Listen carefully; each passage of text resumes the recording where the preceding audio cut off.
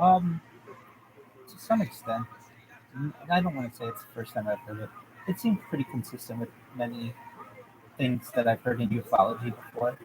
The one that sticks out to me is Bob Lazar and his briefing at EG&G, or when he was taking a shot at us for Area 51, and that he said that he read in his briefing that at least 64 different DNA modifications have been made on humans since we were seeded here, and essentially that we're like a project of some other type of alien race. And that is just that has always made a lot more sense to me as how evolution has occurred. I'm not saying that I'm not an evolutionist, I certainly am, but just some of the advancements that we've made, I think, have been perhaps aided. And then additionally, I think that the invention or discovery of electricity perhaps could have been uh, aided as well, because I just think that that development seems to have been artificially uh, advanced.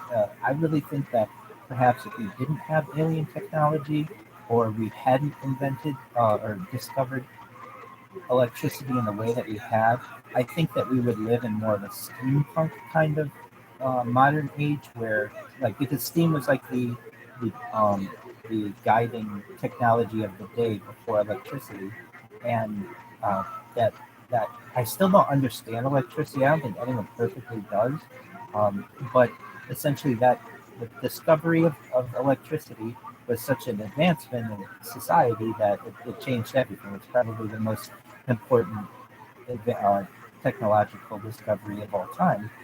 But was that an organic discovery? I think that perhaps there have been some inventors out there who, but a lot of them have said that I discovered this, or I thought about it, and it came to me in a dream.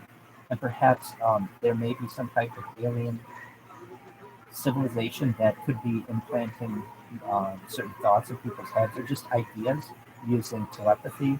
Perhaps when people are sleeping, I think the power of dreams is something that we don't even study today enough, let alone back then. But in my opinion, what you read was fairly consistent with what I've heard in ufology. And it's just one of those things. I don't know what to believe sometimes. They're intriguing ideas to me. What do you?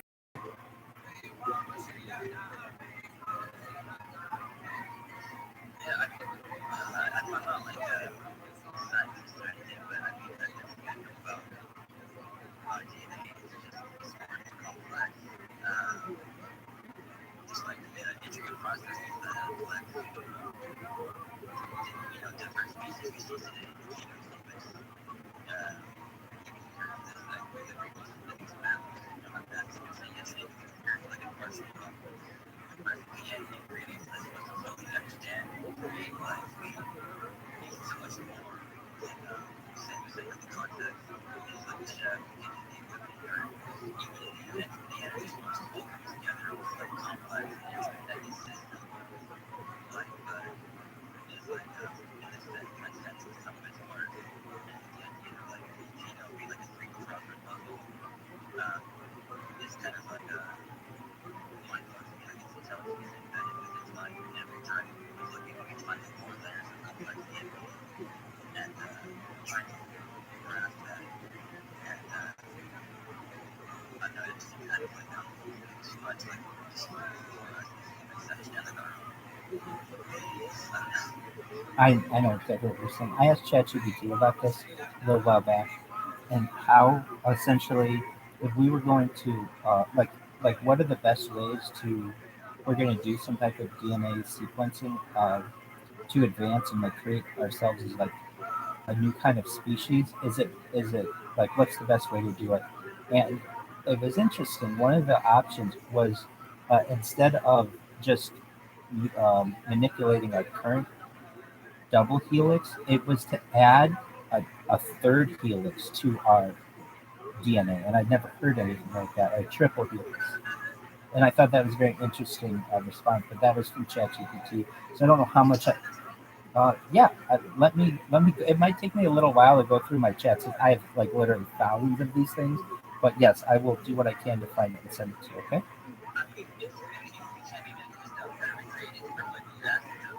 Yeah. So I use the do anything now function. If you're familiar with that. Excellent. And so I asked essentially what are ways that humanity can become advance to transhumanism. So I would say I would type in what are some what I would, and this is how I asked it. Please name 100 different ways for humanity that humanity can use to advance to transhumanism. And so it'll name, and they're like cybernetics and like robotics and cryogenics and many other advanced types of technologies. But one of them was sequencing uh, the structure of DNA to be triple helix instead of a double helix.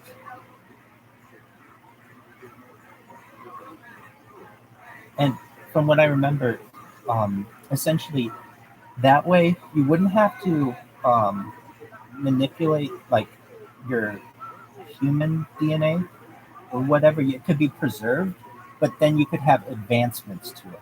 So essentially, like if you want to have, I don't know, whatever kind of advancements you'd have as a transhumanist, perhaps it would be like things that could perhaps allow for a longer life. Oh, yeah, and that was another part of it too. There's I don't know exactly what I asked it, but there's something that ChatGPT taught me about.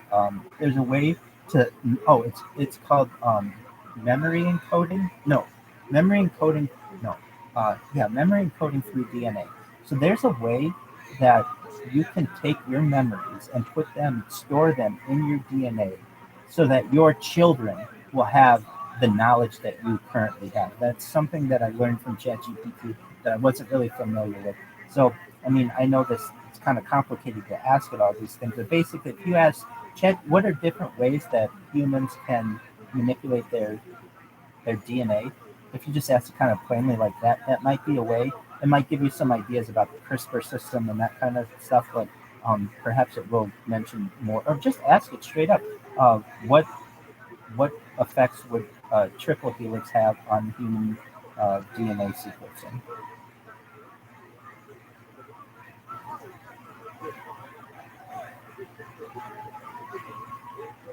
Have you noticed ChatGPT does not work as well as it used to for many of these esoteric topics?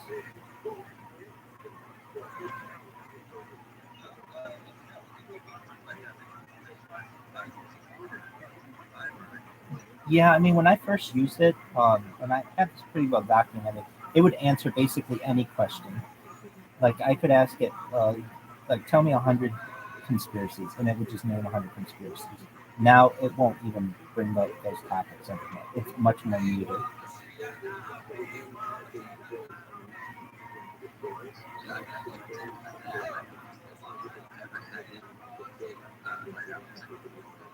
4,000 characters.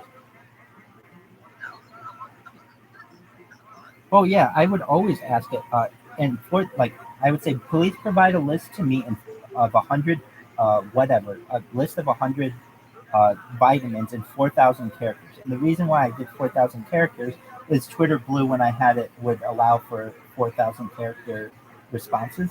So then I would just take whatever it was and put it in there into Twitter, and then tweet that out.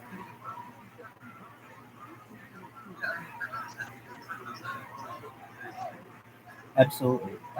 So those were 4,000 character ones. Now, if like there are some add-ons that I know. I mean, really, what it needs is a continue button, and it doesn't have that. I don't know if it ever will, but like the best way to do it that I have found is basically you ask it for a list of 100 of things that you want, and then you go to the first 10 and ask it for more in-depth uh, descriptions of whatever the first 10 were within 4,000 characters or however many characters you want. And then, like, that'll give you basically an outline of those 10. Then you'll go from numbers 11 through 20 and ask for the same thing. Then numbers 21 through 30, et cetera, until you have a really in depth paper, or whatever you want to call it, essay on whatever topic you're researching. That's about the best way to do it. So you have like an initial question that you ask it, and you just basically get outline points for that. And then if you want to go in depth, then you ask it in different questions about each one of those, and then you can get really long, like 100,000 character books essentially, and they'll be accurate. Otherwise, you won't get the type of detail that most people want if you just ask it because it won't have enough characters. Are you familiar with jailbreakchat.com, or is anyone? It's basically up to the minute prompts that work in ChatGPT. If you aren't, it's quite a nice website. Agreed.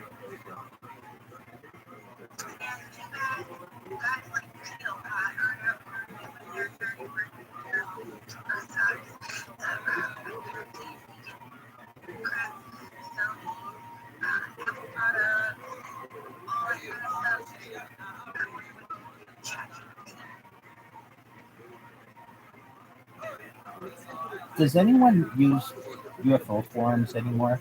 I used to. I mean, probably like 15, 20, 15, 10 years ago. But now I don't anymore. But like above top secret was really a big one. Does anybody go to these anymore?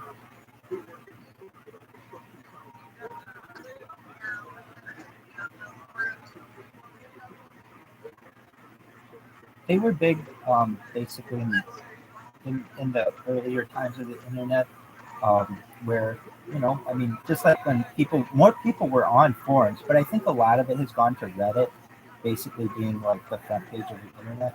But I think that Reddit essentially is um, very gate kept. So essentially, the mods and the admins have a lot of uh, power over what the common person sees. But I see we have Jay Just who's got their hand raised. Go ahead.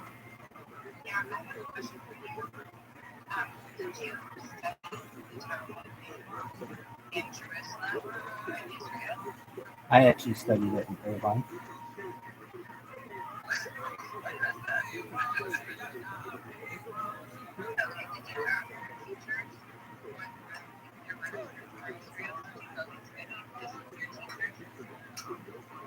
Generally, we did not.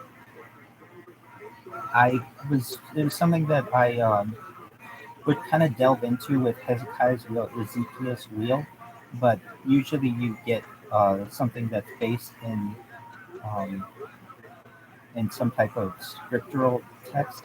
There was one time I was at a Chabad in Sherman Oaks, the famous Chabad of Sherman Oaks, and I was there with one of my friends, a rabbi there, and I showed him. This is when I um, first had gotten there, and so I had watched the documentary, the Top Secret KGB UFO Files, and I showed him a video of a UFO that was flying past um, an airplane. Sorry about that. I showed him a video of a UFO flying past an airplane, and asked him what his opinions were. Now he's from Israel, and I remember his response to me was uh, essentially that they're nothing more than God, essentially. So like he was kind of a skeptic on it, I think, and so I never really married the two worlds between religiosity and ufology, just because it's not generally it's not a topic that's generally received very well within religious societies because, I mean, essentially, the entire idea of religiosity can crumble when you start to think that there are other civilizations out there. There are definitely rabbis out there who are very UFO engaged. I'm definitely one of them, but I just know that the ones from whom I learned, they were more of this earth. Does that make sense?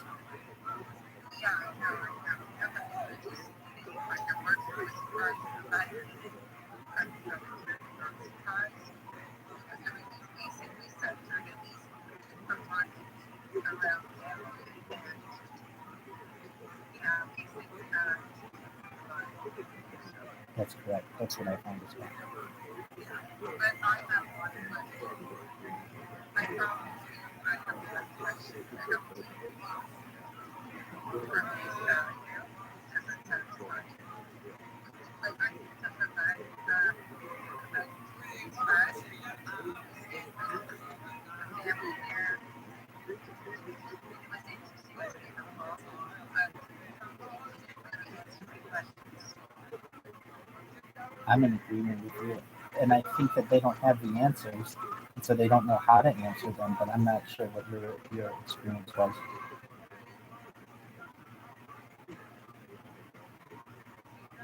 That's the place to limit those five. Israel is a very special place. So it sounds like you had an enjoyable experience there, and definitely one of the major points. If you're ever in Israel, check it out.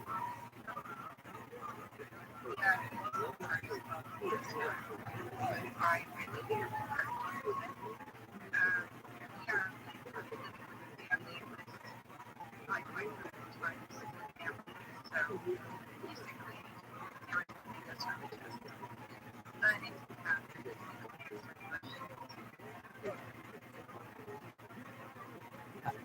Like for me, the whole event when you know the way the parents makes me like it. I agree with that. I don't either.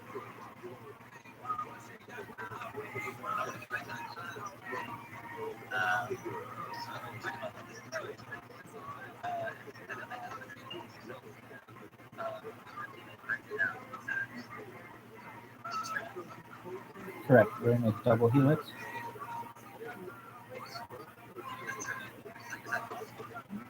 Yes, it's just essentially like if you had, currently we have like two strings, like imagine two pieces of string twisted together. That's a double helix. So a triple helix would just be a third string in there twisted together.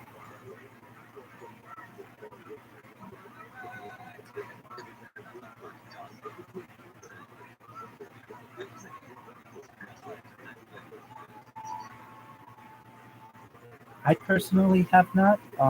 Please tell us about it. I've been here a couple times. That's kind of one of the craziest stories I've ever heard. I mean, I don't know one thing. Why not? So you said you texted me over here, and seems to be like the they have like pictures with the crowd that like trying to going up, like pictures or anything like kind of back mystery like that. But there's something going on. I guess it's basically the camera is blurry or anything. Anyway, right. Albert Days right over here. And he's getting a ton of these extra tanks. And he keeps tanks with that. He's scared the hell out of it. But I guess he hasn't really progressed the camera. But he says it's because actually others can that thing is pretty hard. And like I'm telling him, right? Yeah, he's a motor here and freaking hands. And they detect him. And not only that, but it's like after him and like his consciousness now in his body brought up to the ship. And now it made like it's still with his body, his consciousness is still like back in his body. And the cat person that just says it's like this 17 inch I guess they say it's just very nasty stuff on his stomach. The way that was done to like his whole body, and like it happens to have it with the cat. And he's just kind of like, it's so bad. And just the body's nasty, like right now, he's both breaking down, but it's like super nice. And he's like playing so we have like I guess like we're kind of like waiting for this planet and some of the information today. I think that we can really tell.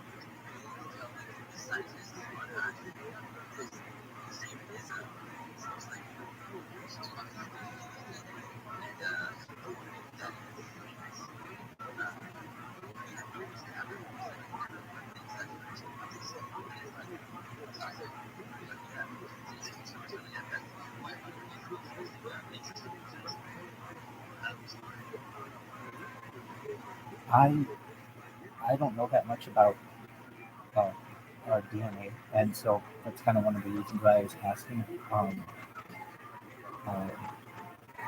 ChatGPT. I think the way I got on that topic was I asked ChatGPT, please name 100 different types of computers more advanced than quantum computers, and for some reason, I think that it was talking about some kind of advanced memory storage in a that could be created in a human, and I went and clicked on that and asked more about it. And I think it may have had to do with essentially you'd have your normal two strands of DNA, and then imagine like you want to add whatever um, whatever's in your head right now for your future lineage, you want to pass that on through DNA. Currently, we can't do that.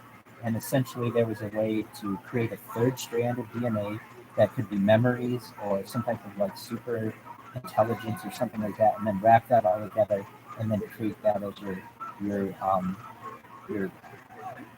whatever your new DNA. But then again, I don't know why you can't just add like an extra little bit to your current DNA, or if you have like triple helix, well, why not have four of them? Why not have a quadruple helix? And where does it end? So I don't know that much about it, but it's certainly intriguing prospect to me. I want to know: has anybody heard of Michael Stratt? He's an author, but basically he's given this one of the best hour-long presentations I've ever heard about Project Aquarius Special Access Intelligence Revealed. He basically like gives you like a tour of Area S4. Does anybody know who I'm referencing? If you don't, essentially, so Bob Lazar worked at S4, so we're talking like Area 51, but a little further south of that, and um, essentially this presentation that he gives. It's in a PowerPoint, and he talks about the like in very detail, like what it's like there. And I just love um, this presentation he gives. So essentially, like I love to hear about the buildings that these guys are in, like and all the like like what to like. So for instance, they drive you in a bus. The bus has all kinds of blacked out on windows. So you don't know exactly where you're going. Okay, so then you get there and you're ready to go to work, right? So you have to walk like into the building, but the building's camouflaged. So it's like a sliding door, like you have like on your like deck, that essentially that opens up.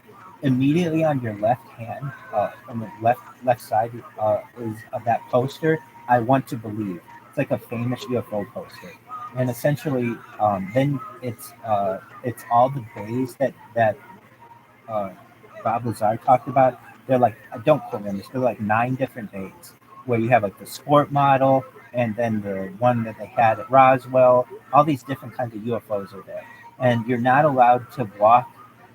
And they have like lines on the ground, like they have at hospitals or like in prisons and things. So you're not allowed to walk off that line, and they have an armed guard with you the whole time.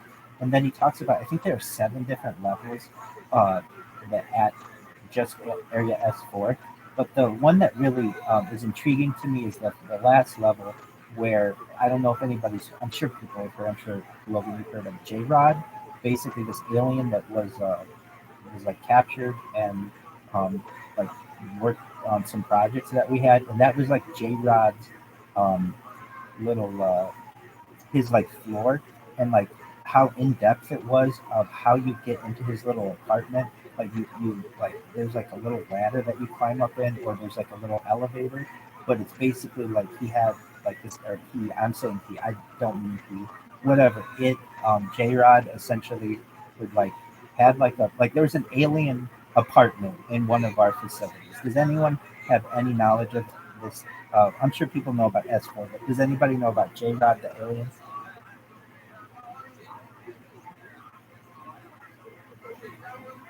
If not, it's classic ufology. Uh,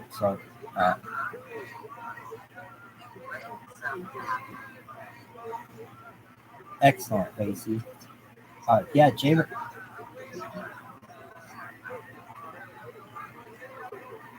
if if you haven't seen it, this is a pretty famous presentation Michael Stratt gives, and it's called. You just type his name in MichaelSchratt,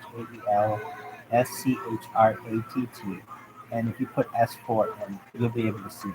It's fascinating, and just the amount of detail about which they talk, it's just something that I've never heard before, and I love. It's one thing to hear about like, oh yeah, there's a spacecraft and yada yada yada. But I love really hearing about like what the inside of a UFO is like. Exactly, it's cool stuff.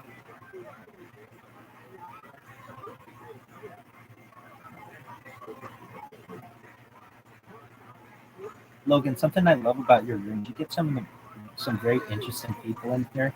I was looking at someone earlier, and you get them quite often. You get people who are alien abductees. You get quite a few alien abductees in here. Am I correct?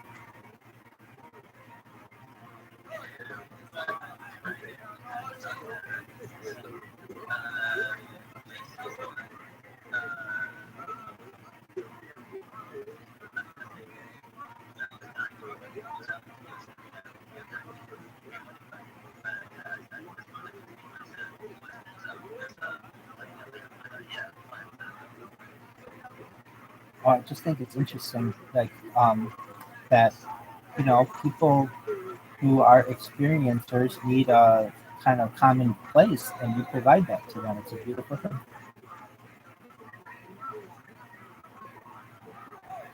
Would any experiencers or abductees like to share their experience?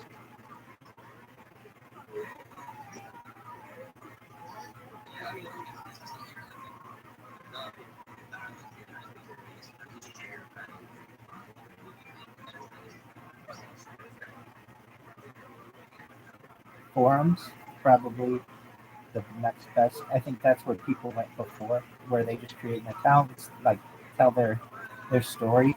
Perhaps on MUFON's website as well. MUFON has some forums, but there aren't like live chats or live discussions, I should say, um, like you have here.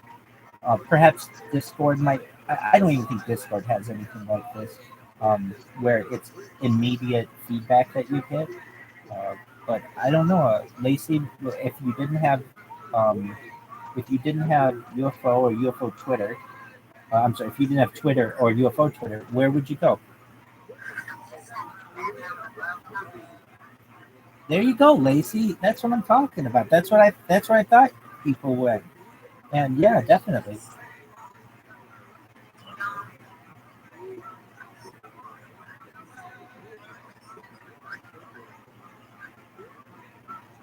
Absolutely. Logan, you ever go on above top secret or did you back in the day?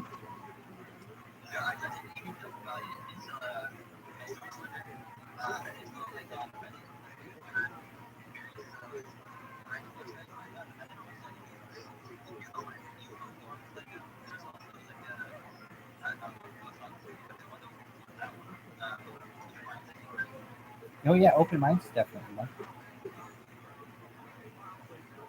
And that's basically where I think people went. And then before then, I think really you just had local conferences that like MUFON or um, any of those previous um, groups would put together. So basically, you'd have to travel maybe hundreds of miles and take planes, trains, and automobiles to get to a place where you could actually have connections with real people. Aside from that, you might have letter writing, or well, there's Coast to Coast AM, I guess, is the other way that it's not just that, but that's your main radio. I would say outlet where people would just call in back then to Art Bell and give their their descriptions of what occurred. But then, really before then, it was such a taboo subject. I don't know if really many people talked about. I mean, they did a little bit, but thinking about like Betty and Barney Hill, they did some interviews, but I mean, they never, it's not like they had a website or anything else like that that they could create back then. They basically had to live with the experience and just, if people believed them, then they did. If they didn't, well, that was on that person, and everybody could make their own decisions. But really, I think we have more ways for people to have a little bit of more community, more people to believe people, and more support. And I think that's really a good thing. And Twitter Spaces definitely provides that.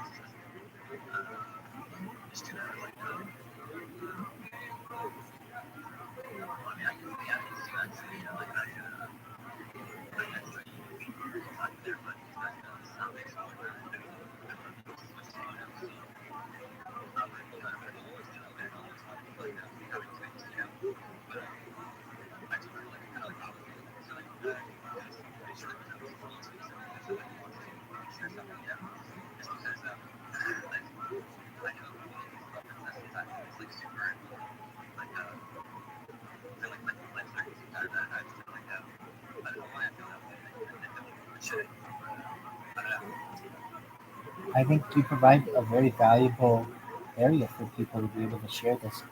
I just know how the medical community can basically label you when you have these types of experiences, and particularly if you have a psychiatrist or perhaps medical professional who is not uh, uh, well versed on the UFO movement of UAPs, uh, you're very easily labeled and categorized. And I really think that's a sad thing when people who are very normal, very, very normal, have these types of experiences on a daily basis throughout the entire world. If you go to some medical professional and tell them that, and they don't know that, they're they're going to categorize you, they're going to label you, and that's really unfortunate. And so then you may never talk to a medical professional or someone about that ever again. But at least here, you provide a really nice forum for people to discuss, and I really feel like in an open and supportive way. I don't ever hear you or anyone else here discredit anyone or say I don't believe you. And if you that's how you feel, that's you're more than welcome to have your own opinion on things. But you just do a really good job of giving people a place to be able to just tell their story, and I really respect you a lot for that.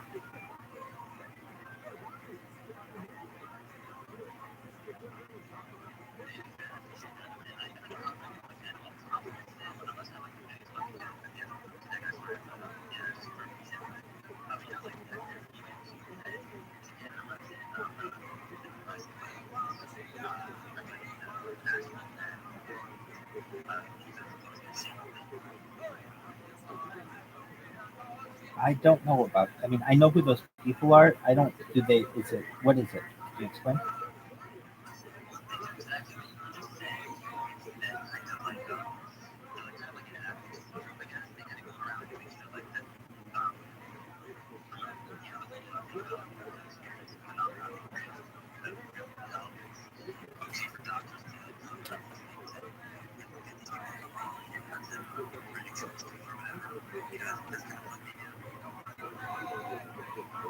That's a really important mission that they have.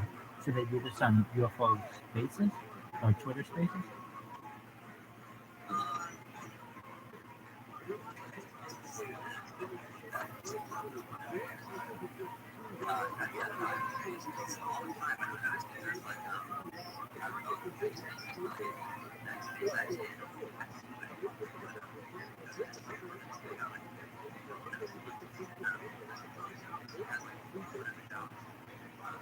Is this Astro who we have right here?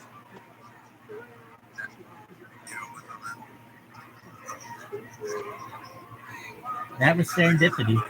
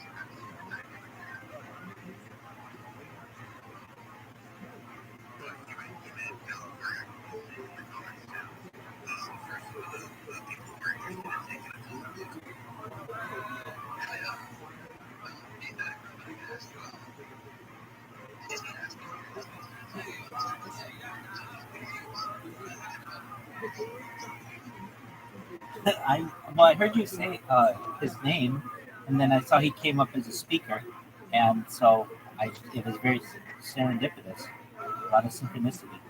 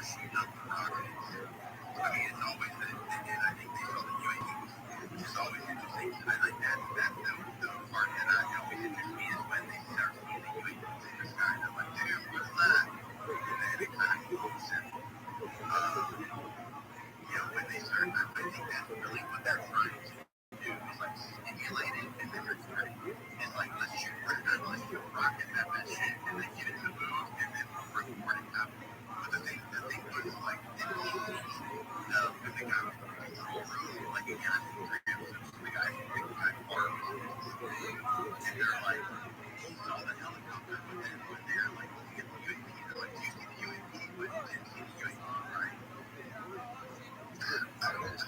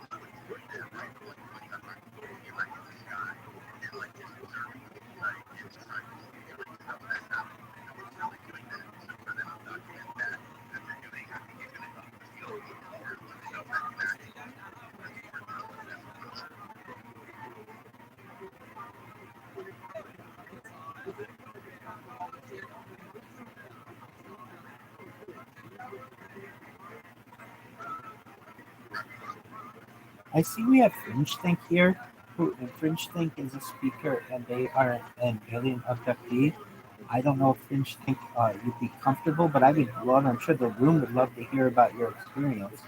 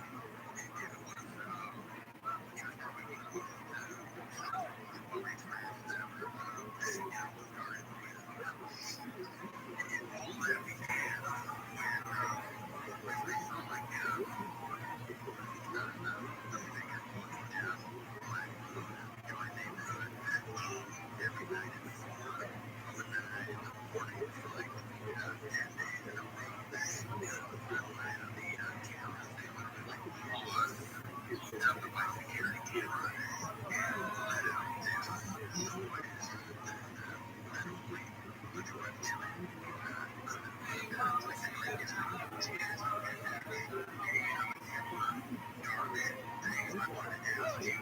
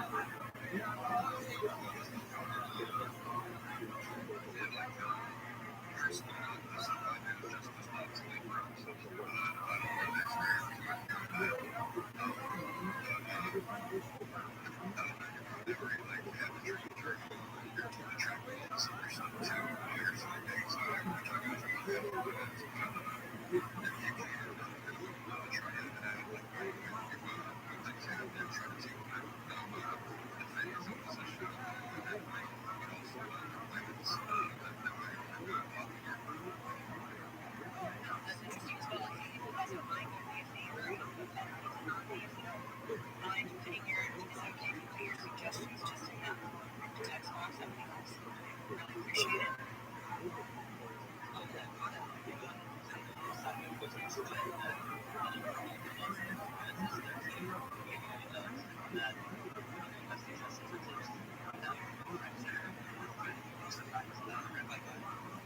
Thank you so much, Fringe, for being so honest and telling us your story. I have a couple questions. I mean, I have so many. I could just question all of them. It sounds so interesting. But it sounds like the reptilians have something to do with this. Um, are you sure that is there only one species involved? And also, can you describe them? And then also, can you describe their craft? Is it like a disc? Is it like a mothership? Can you talk about that?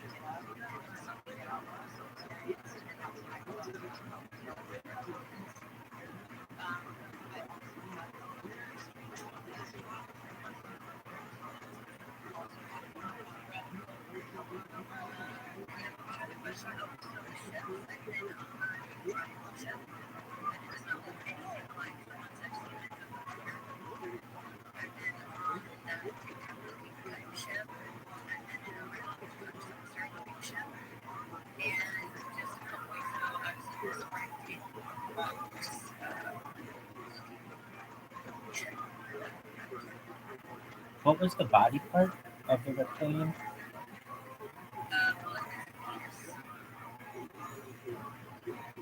Can you describe it?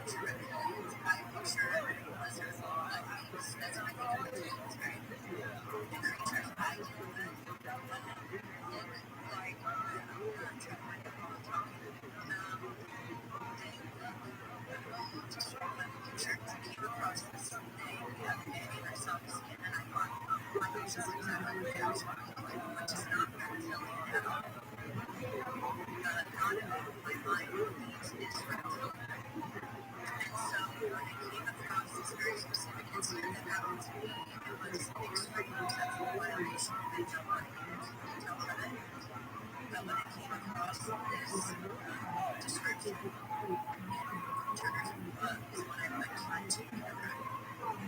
And again, do not go into that exactly. Absolutely have to my this one way. But meantime, your chart out now, that was well-known actually body part.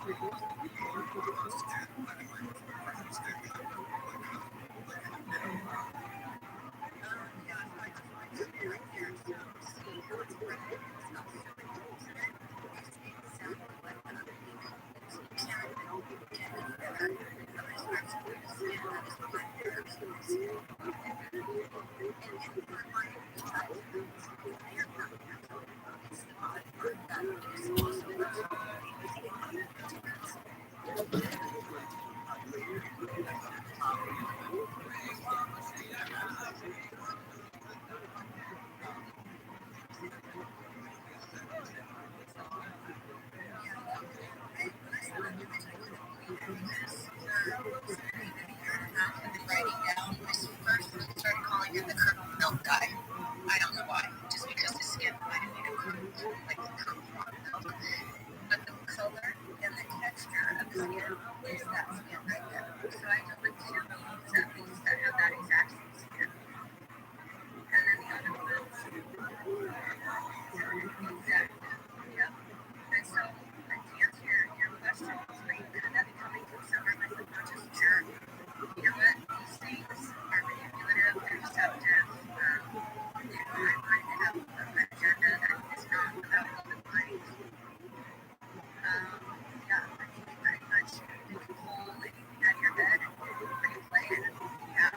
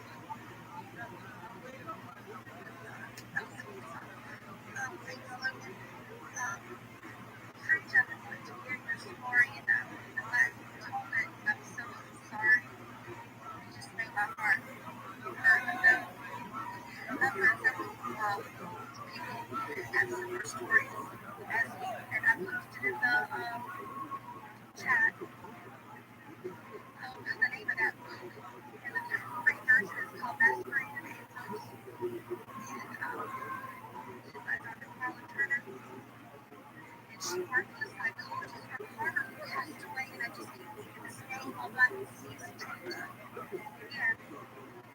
John Mack was the one who did the hypnotherapy of the man in the because at first he thought all the injections and things were like positive, and they were giving him information and was him trying to life workers. And I like to think of myself maybe as a life worker, and I had that in mind. Dad, I can do things I'm talking about, you know. But then after I read that book, I was thinking, no, I can't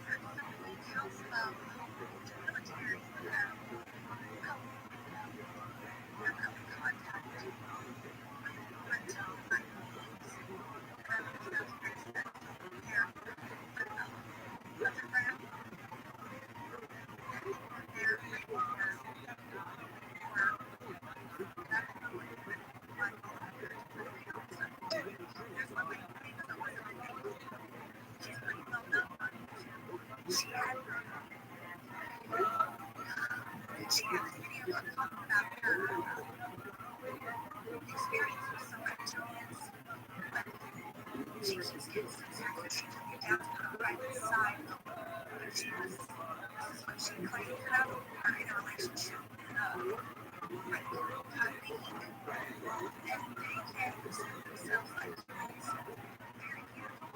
So what I've heard now is like very attractive. You would be able to tell the difference. But then somewhere things are like you said, kind of like some sexual things and somewhere more like things that she and that all kind of came out to me.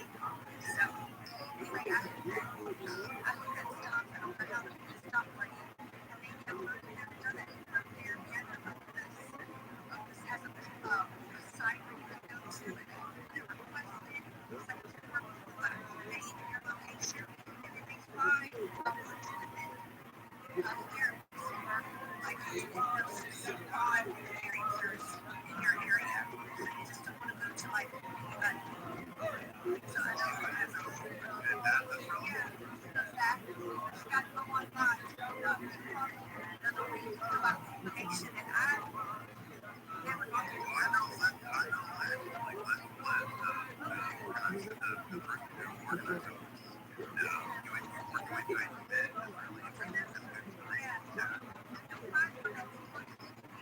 so I would do that. Try to do that as far as you can. And I know like the first layer they say is hypnosis. Sometimes it's not right. You have to go deeper and deeper to figure out what really happened to you. But you might not want to know. I know some people don't want to know what happened to them. They're just finding what they have and going to move on with life. So, all right, finish on that. Okay, that's all I wanted to say about it. Thanks to Gary like this. You know, you were one of the first stories that came across that you posted that story. I read that before. There was so many similarities. I said before I do the show, I feel like I have put it under our job. As far as you know, so you guys all know so much more than I do about it.